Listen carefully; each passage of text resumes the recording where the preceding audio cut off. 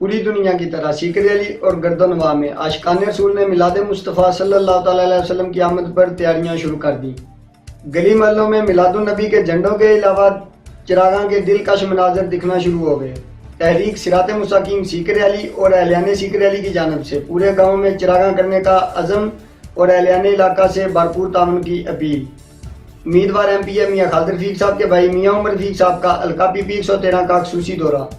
گاؤں مونیا میں چودھری عمران ایڈوکیٹ سابقہ وائس چیئرمین قاضی طاہر صاحب اور چودھری ظفر اقبال کے علاوہ مونیا کے دیگر افراد سے ملاقات کی اور سیاسی صورتحال پر تبادلہ خیال کیا۔ قاضی برادران آف مونیا نے میاں خالد رفیق صاحب کی بھرپور حمایت کا یقین دلاتے ہوئے کہا کہ الیکشن 2018 میں میاں صاحب کو کامیاب کرنے کی بھرپور کوشش کریں گے۔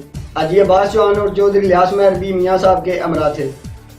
ورلڈ اسلامک مشن بیلجیم کے صدر حاجی قمر زمان چودھری صاحب نے کہا ہے کہ خادم حرمین شریفین اور سعودی فرمانروا شاہ سلمان بن عبدالعزیز کی جانب سے محبوب خدا صلی اللہ تعالیٰ علیہ وسلم کے یوم پیدائش 12 ربیع الاول کے موقع پر 30 نومبر کو عام تعطیل کرنے اور پورے ملک میں میلاد مصطفیٰ صلی اللہ تعالیٰ علیہ وسلم منانے کی ہدایت پر ان کو خراج تحسین پیش کرتے ہیں۔